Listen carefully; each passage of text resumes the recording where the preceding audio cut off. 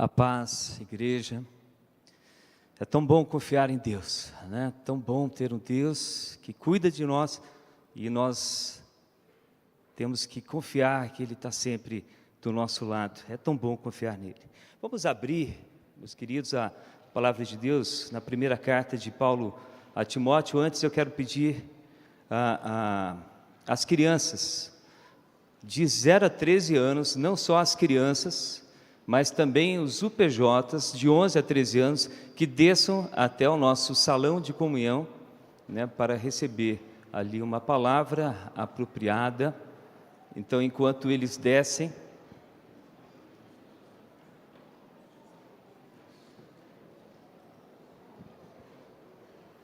as crianças de 0 e os pré-adolescentes de 11 a 13 anos, então de 0 a 13 anos queiram descer, por gentileza.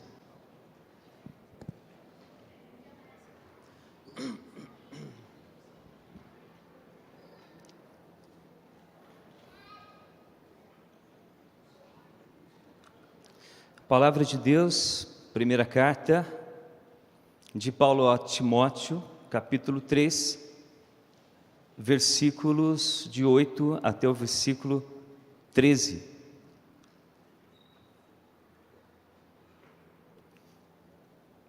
O tema, só para a gente se posicionar, o tema da semana passada foi sobre diaconato, sobre o ofício de diaconato. Nós estamos prestes, no dia 22 de maio, a elegermos 8 diáconos, ofício, um dos ofícios exercidos na Igreja Presbiteriana do Brasil. Então, 8 diáconos aqui para a nossa igreja. Então, o tema da semana passada e o tema de hoje tem a ver com esse movimento da igreja. O tema de hoje, as qualificações de um líder. Então, façamos a leitura, irmãos, todos juntos, com toda a reverência, a partir do versículo 8. Todos juntos. Semelhantemente, quanto a diáconos, é necessário que sejam respeitáveis, de uma só palavra, não inclinados a muito vinho, não cobiçosos de sórdida ganância, conservando o mistério da fé com a consciência limpa. Também sejam estes primeiramente experimentados e, se mostrarem irrepreensíveis, exerçam o diaconato. Da mesma sorte, quanto a mulheres, é necessário que sejam elas respeitáveis, não maldizentes, temperantes e fiéis em tudo. O diácono seja marido de uma só mulher e governe bem seus filhos e a própria casa. Pois os que desempenharem bem o diaconato alcançam para si mesmos justa preeminência e muita intrepidez na fé em Cristo Jesus. Vamos orar mais uma vez. Pai, nós te pedimos que o Senhor aplique a Tua palavra em nós.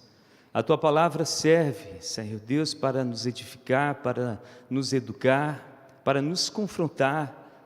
E, ó Espírito Santo, se não for o Senhor aplicando aos nossos corações, não há ninguém, ó Pai, que venha convencer a nós, ó Pai, tão pecadores como somos. Tenha misericórdia de nós e fale, Senhor Deus, pois queremos ouvir a Tua voz, em nome do Senhor Jesus Cristo. Amém. Queridos, as qualificações de um líder. Hoje falaremos sobre essas qualificações do diaconato. E essas qualificações foram expostas aí pelo apóstolo Paulo, orientando, dando uma série de instruções ao nosso jovem e líder Timóteo, líder de uma igreja lá em Éfeso. E ele dá uma série, nessa primeira carta, ele dá uma série de orientações práticas sobre cultos. E aí, nesse capítulo 3, ele vai falar sobre as qualificações na escolha de presbíteros e também de diáconos. O versículo de 1 até o versículo 7 fala sobre essas qualificações e características para a escolha de presbíteros. O restante, de 8 até o 13, o versículo fala-nos a respeito das qualificações para a escolha dos diáconos. Essas qualificações aqui vão servir também para aplicarmos a nossa vida em qualquer instituição. Nós estamos nesse ano de 2022, vamos eleger aí lideranças muito importantes para a nossa nação, e bom seria se todos nós, se toda a nação, se todos aqueles que votam pudessem não só avaliar as pautas e as propostas dos candidatos às eleições do nosso país, mas também avaliarmos a sua conduta, a sua ética, o seu comportamento, os candidatos que querem ser líderes da nossa nação, né? Como é que eles são? São pautados pela mentira, pautados pela verdade, são dominados pelo álcool, são movidos pela ganância do dinheiro, do desejo pelo dinheiro ou pelo poder a qualquer custo, são imorais, são a favor do aborto. Então precisamos avaliar não só as propostas, mas também a conduta, a ética dos nossos futuros líderes da nossa nação.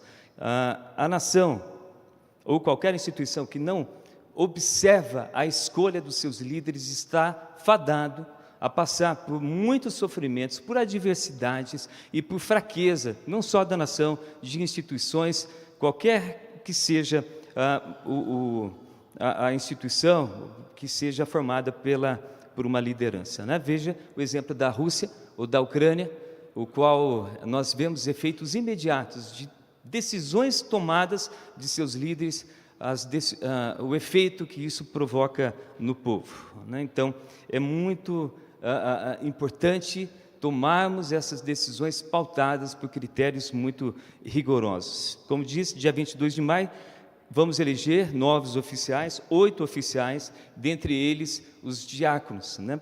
Dentre os oficiais que compõem a Igreja Presbiteriana, nós vamos eleger 8 diáconos aqui. Diáconos, servo, como já foi dito semana passada, significa servo, ministro, aquele que serve à mesa. A Constituição da Igreja Presbiteriana do Brasil nos diz a respeito de que existem 3 tipos de oficiais na Igreja Presbiteriana do Brasil. Primeiro, ministro do Evangelho, que é o presbítero docente, na esfera da doutrina, da ministração da palavra. Segundo ofício, presbítero regente, na esfera do governo da igreja. Terceiro ofício, não coloca aí em escala de hierarquia, né? Mas o terceiro ofício, diácono, na esfera da beneficência, na esfera da caridade. Eles são eleitos, os diáconos, eleitos para fazer o bem. Que privilégio, né? O artigo 53 dessa Constituição, da nossa Constituição, nos fala que os diáconos, eles devem se encarregar da arrecadação das ofertas para fins de caridade e manutenção da igreja, cuidados dos pobres, doentes e inválidos, a manutenção da ordem, a reverência do culto e a fiscalização para que haja uma boa ordem no culto. Não existe hierarquia entre esses ofícios, são atribuições diferentes, e a Constituição, a nossa Constituição, diz que os diáconos são supervisionados pelo Conselho. A primeira escolha de diáconos aconteceu há 2000 anos, a primeira junta diaconal, e nós percebemos isso, podemos vislumbrar, temos um relatório disso em Atos 6. Atos 6 funciona, o livro de Atos funciona como uma janela no passado, há mais de 2000 anos, como a igreja cristã se formou, e nós podemos observar que a igreja começou a crescer de uma forma muito rápida. Um dos primeiros cultos, mais de 3.000 pessoas foram convertidas ao cristianismo, crescia muito.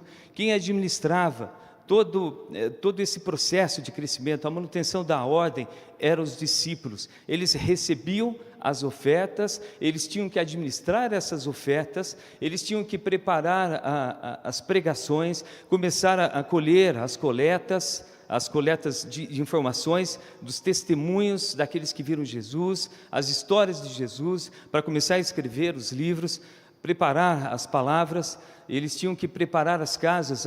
Esse conceito de templo não existia até o 3º século, então eles se reuniam, os primeiros cristãos, nas casas. Então imagina, essas milhares de pessoas, em quais casas eles vão se reunir? o alimento, o pão, quem iria fazer o pão, o vinho, como é que seria servido, quem seria o líder de cada casa. Tudo isso estava nas mãos dos discípulos. E aí começou a acontecer uma grande confusão. Algumas viúvas da dispensação helênica, de origem vindo de países de interferência e de influência grega, as helênicas, estavam reclamando que estavam deixando para fora, ou estavam sendo desassistidas das coletas financeiras, das contribuições, e chegou essa reclamação aos discípulos. Aí eles se reuniram. Aí nós temos então o primeiro evento de um conselho se reunindo. Os discípulos, os apóstolos se reuniram para decidir como vamos resolver esse problema. Em Atos 6, eles chegaram a uma conclusão de que toda essa parte da coleta, essa parte da administração dos templos, das casas, de como que seriam feitos, seriam a cargo desses diáconos. Elejam dentre vós homens, maridos, que sejam cheios do Espírito Santo e que sejam sábios para administrar isso, toda essa situação, enquanto nós, os apóstolos, os discípulos, cuidaremos do preparo da palavra e também para a oração. E aí, Paulo nos dá essa orientação desse texto que nós acabamos de ler. Paulo nos orienta a respeito dessas qualificações de um líder. A primeira qualificação, aí no versículo 8, e é o que nós vamos tratar a respeito dessas qualificações, as qualificações de um líder, as qualificações as quais nós, membros de igreja, devemos observar na escolha e nas indicações desses novos oficiais. Essas qualificações também devem ser aplicadas em toda e qualquer instituição também, né? E também para as nossas vidas. A primeira qualificação, o diácono, o pretendente ao cargo, deve ser respeitável e de uma só palavra. Meus irmãos, a pessoa que deseja exercer um cargo de liderança, a pessoa deve ser uma pessoa honrada, uma pessoa de uma palavra só, que não diz uma palavra aqui, outra palavra lá, vai manipulando ou vai mudando conforme o ambiente lhe favorece, que seja uma pessoa que não seja adepta à maledicência, que não fique jogando boatos ou alimentando boatos, que seja íntegro nas suas palavras. Nós devemos refletir, né, a respeito disso, das nossas lideranças e como elas devem se portar. Sejam pessoas honradas e respeitadas. No versículo 8 ainda nos diz, seja uma pessoa que não seja inclinada a muito vinho. Imagine um líder, né, entrando aqui na igreja, um diácono cambaleando, né, que bebeu muito. Seria extremamente envergonhoso, não só na igreja, qualquer que seja a liderança, uma liderança pública ou de uma instituição pública ou privada, né? Imagina a pessoa trabalhar bêbada, né? Num órgão público, isso seria motivo de pena gravíssima, né? Uma pessoa chegar embriagada. Então, o servo do Senhor, aquele que almeja um cargo de oficial na igreja, ela precisa ser cheia do Espírito Santo e não movida ou direcionada pelo vinho. Na terceira, nós temos ainda no versículo 8, outra qualificação é: não seja cobiçoso de sórdida ganância. Os nossos diáconos manipularão e farão as coletas das finanças da igreja, então a pessoa deve ser honesta no trato com o dinheiro. Em nenhuma hipótese, né, deve-se pensar ou ouvir notícias sobre desvios de recursos. E isso se aplica também nas eleições desse ano, né? Ou em qualquer tipo de instituição. A pessoa tem ganância por dinheiro, desvia recursos, né, que sejam esses os nossos critérios. No versículo 9 nos fala a respeito, uma qualificação é conservando o mistério da fé com a consciência limpa. O que significa isso? Seja fiel à palavra do Senhor. Então, o candidato ao cargo do diaconato, ele tem que ser fiel à palavra do Senhor. Em várias situações, eles deverão ministrar a palavra, né? Numa visita a um necessitado, vão entregar a palavra. Então, esse candidato deve compreender as doutrinas da igreja presbiteriana, da igreja reformada, não só compreender, mas aceitá-la e viver. Ela tem que ser íntegra, tem que ser consistente, não só no que ela fala, mas no seu padrão de vida, no seu comportamento. Tem que ser compatível o que ela fala e o que ela vive. O versículo 10, nós temos também que a pessoa, o candidato, deve ser experimentado. Ele tem que ser maduro, meus irmãos, tem que ser maduro na fé, maduro na vida. Eles vão passar, os diáconos vão passar por situações de tensões, né? Eles não podem se submeter ou cair em tentações. Então tem que ser experimentados a fé, experimentados na vida cristã, em algumas tomadas de decisões extremamente difíceis, tais como saber decidir. A ajuda financeira, o tempo de ajuda financeira a uma família necessitada, sem que não gere uma dependência financeira da igreja, e ao mesmo tempo incentivar essa família a buscar empregos, a subsistência. Então tem que ter sabedoria, né? A pessoa que está solicitando uma ajuda, por quê? O que aconteceu? Fazer uma boa investigação, né? Perdeu o emprego, o que você faz? Vamos tentar conseguir emprego entre os irmãos. É uma das atividades também do cargo, do ofício desenvolvido pelo diácono. No versículo 10, a pessoa tem que ser irrepreensível. A sua vida tem que ser um exemplo, um modelo a seguir. Ainda mais, meus queridos, numa geração nossa, onde as nossas crianças, os nossos jovens estão tão carentes de líderes. Então, os futuros líderes da nossa igreja devem ser irrepreensíveis, modelos, referências de homens, né, para os meninos que estão crescendo, tão carentes de uma liderança forte hoje na igreja e hoje no mundo. Aí o versículo 11 até o versículo 2 nos fala a respeito de qualificações familiar. Ele deve ser um líder espiritual em sua própria casa. Aqui, né, os futuros candidatos, vocês analisam, é um líder na sua casa. Ele é um líder espiritual no seu lar, onde quer que esteja. Nós estamos hoje passando por uma influência muito grande. O mundo passa, e inclusive a nossa igreja passa por influência muito grande de dogmas humanistas. Dentre esses dogmas, nós temos um, né, que fala, que tem influenciado, seja feliz, a qualquer custo, busque a sua felicidade. E aí nós temos homem que tem abandonado seus lares, abandonado seus filhos, porque está em busca da felicidade, não só aqui na igreja, mas fora. E parece que se agravou nessa época de pandemia, né? Falando, vou em busca da minha felicidade, em nome de um dogma humanista. Meus queridos, o maior exemplo de líder espiritual, de homem, foi o Senhor Jesus Cristo. Ele veio para se sacrificar. A nossa felicidade não se encontra neste mundo. Em alguns momentos nós encontraremos a felicidade quando cumprimos os mandamentos do Senhor.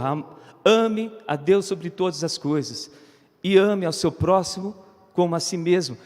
No resumo desses dois grandes mandamentos, nós encontramos a felicidade. A nossa felicidade completa e plena está lá na eternidade com o Senhor Jesus Cristo. Então, abandone esses dogmas da busca da felicidade aqui neste mundo. Nós fomos chamados para o sacrifício, para servir ao próximo. O Senhor Jesus se sacrificou pela sua igreja. Ele deu a vida pela sua igreja para que nós tivéssemos vidas.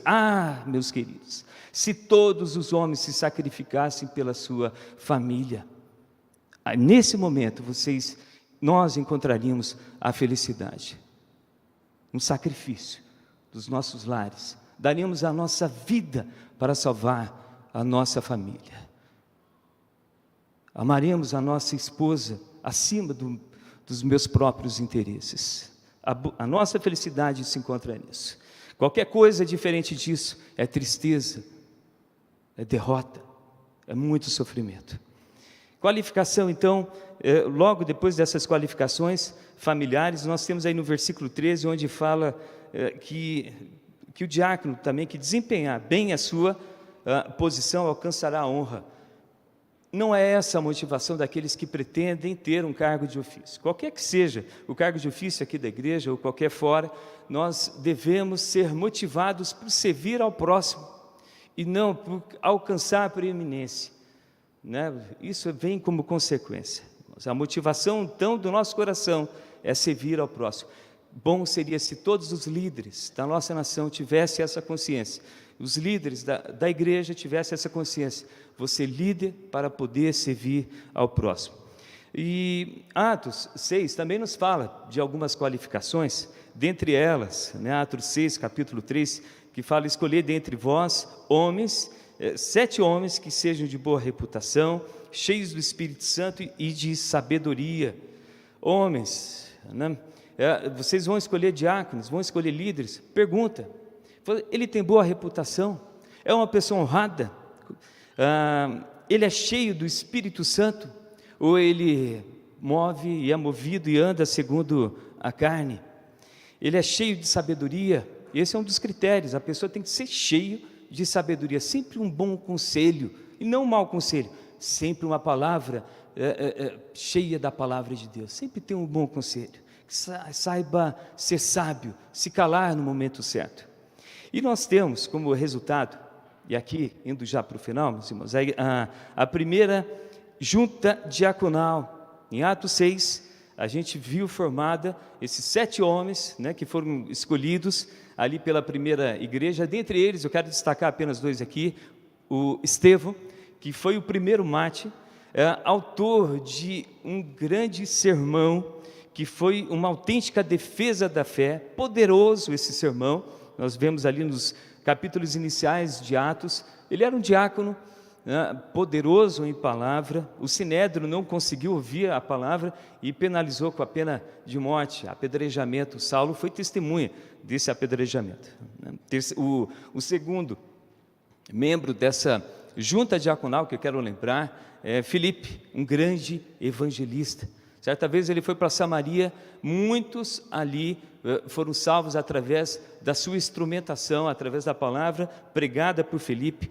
Ele realizava milagres, era um homem cheio do Espírito Santo. Foi aquele que se encontrou com o eunuco etíope, lá, oficial lá da Etiópia, né?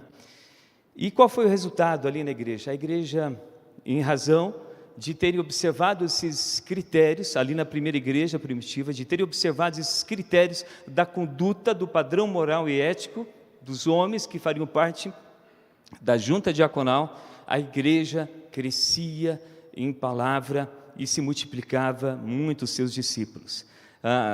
Atos 6, versículo 7, nos fala que a igreja crescia e que muitos sacerdotes obedeciam à fé. Os sacerdotes ali eram do judaísmo.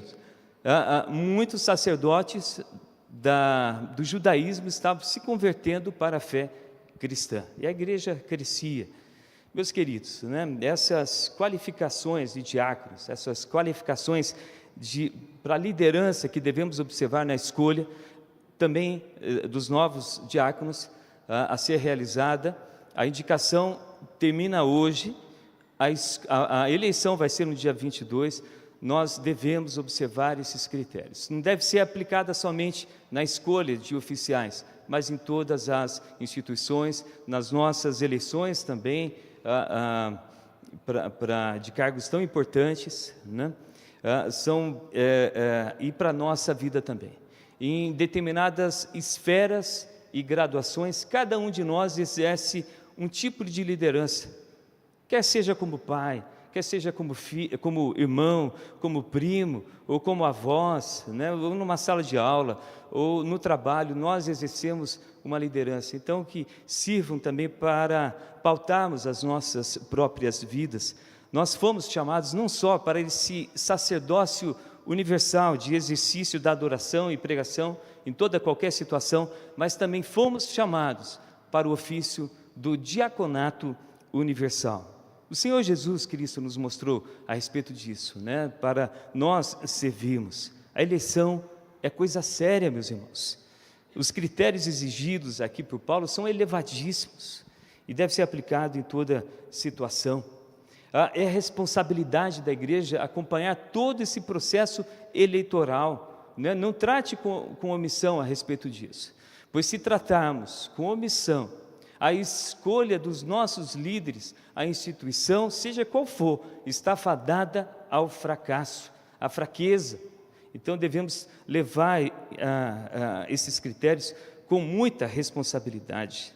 Se você possui esse interesse, se você possui, se a tua família, se os que estão ao teu volta, se ao teu coração você possui essas qualificações, não aceitem as indicações, né?